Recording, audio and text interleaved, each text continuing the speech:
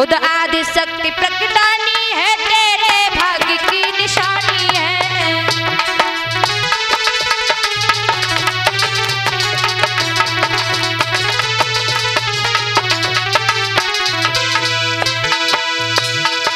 नारद बोले गिरिराज भक्ति है, कन्या नहीं भवानी है। खुद आदि शक्ति प्रकटानी है, तेरे भाग्य की।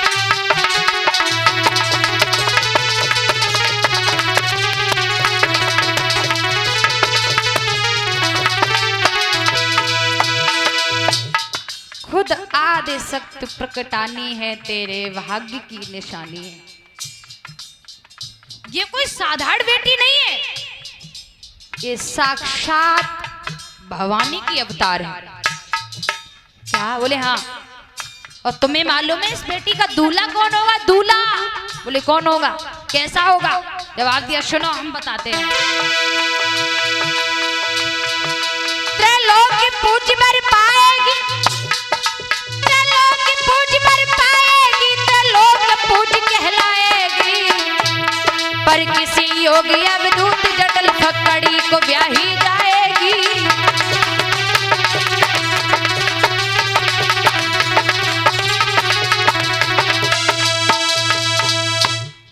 तुम्हारी बेटी है तो भवानी, लेकिन इसका जीवन साथी कैसा होगा? फक्कड़ी होगा, फक्कड़ी जिसका न घर परिवार होगा, न रहने को महल होगा, न ही खाने को अन्न होगा, भांग पीता होगा, झोपड़ी में गुजारा करता होगा। क्या बोले? हाँ। सोई राजा ने पैर पकड़ ले।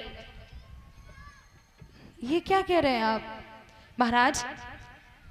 ऐसा करो, हमसे जितनी धन दौलत लेना चाहो उतनी धन दौलत ले लो, लेकिन मेरी बेटी की हस्तरेखा बदल दो।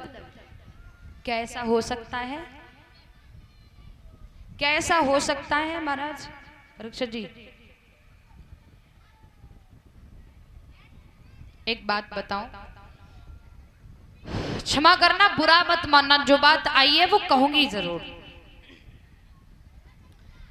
ऐसे लोगों से सावधान रहना मेरी माताओं। सबसे गंदी आदत तुम्हारे अंदर यही होती है। अगर कोई द्वारे पे भिक्षुक आए जाना, भिक्षुक समझते हो ना? हाँ, वे घर पे आए भिक्षा लेने के लिए, क्षमा करना हम निंदा किसी की नहीं कर रहे, और उनने घर खाली देखो, आवाज लगाई भिक्षा के लिए, और तुम भिक्षा लेके निकली, और तुम्हारे अंदर एक बहुत गंदी आदत होती है।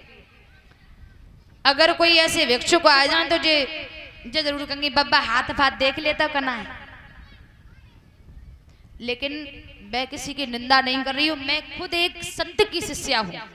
मेरे गुरुदेव श्री पंगानंद महाराज जो जिला अलीगढ़ के रहने वाले थे, और हमारे गांव के पास में उनका आश्रम था बहुत बड़ा, अब तो इस संसार में नहीं है वो।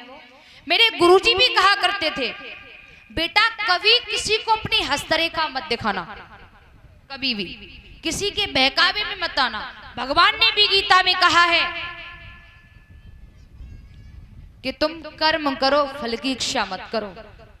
फल तो मैं दूंगा ना, अगर कर्म तुमने अच्छे किए हैं तो तुम्हें फल लेने से रोक नहीं सकता है, फल तुम्हें अच्छा ही मिलेगा अगर अच्छे किए हैं तो। मेरे गुरुदेव कहा करते थे, बेटा कभी हस्तरेखा किसी को मत दिखाना, किसी के बहकावे में मत आना, कभी भी।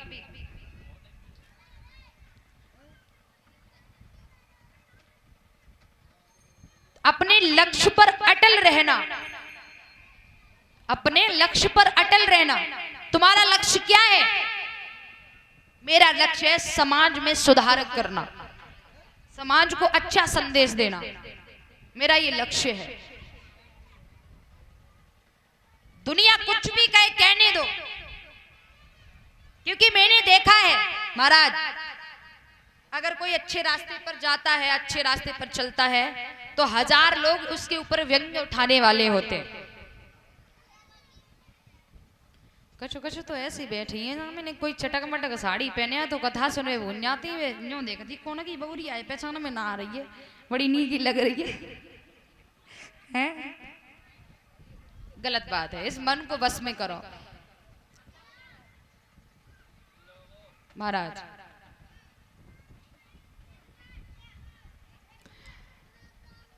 हाँ क्या कह रहे थे हम? अब उन्हें माला महीना में तो धोती देख रही थी तो बताएगा।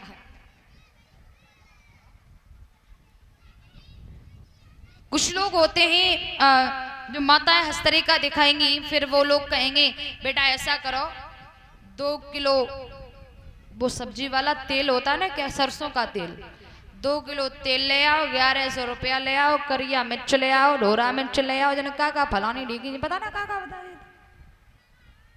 और तुम्हारा शनिचर उतर जाए इतवार शुरू हो जाए। क्षमा करना, मैं किसी की ऊपर टिप्पणी नहीं कर रही हूं, बस आपको संदेश देना चाह रही हूं। इंसान इंसान हो सकता है, इंसान इंसान हो सकता है, लेकिन इंसान भगवान आज के युग में नहीं बन सकता है। कहीं भी उठा करके देख लो, जहां पर इंसान ने इंसान को भगवान की उपाधि दे दी, वहीं वहीं गलत हुआ। कहीं भी देख लीजिए, मैं किसी की निंदा नहीं कर रही हूं। जहां जहां इंसान को तुमने भगवान की उपाधि दे दी, वहीं वहीं गलत हुआ। इंसान को भगवान मत समझिए।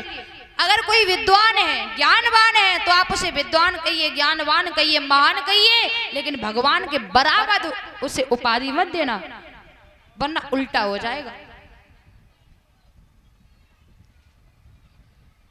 आसाराम, राम रहीम और जो और को होते, इन्हें साथ में क्या हुआ?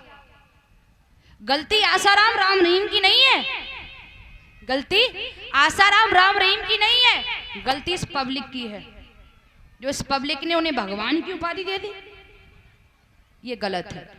उन्हें आप महान कहिए, विद्वान कहिए, ज्ञानवान कहिए, झुक जाइए, बट उसे भगवान की उपाधि मत दीजिए। ये बहुत बड़ी भूल है हमारी और आपकी।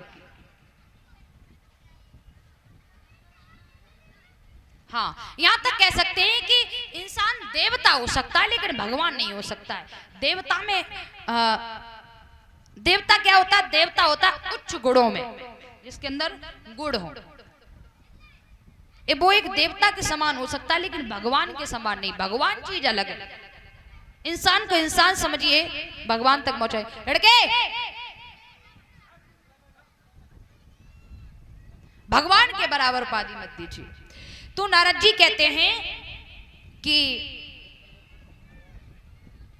इस बात को मैं नहीं कह रहा हूं, तुम्हारी बेटी की हस्तरेखा कह रही है कि तुम्हारी बेटी का होने वाला पति ऐसा होगा, भक्कड़ी,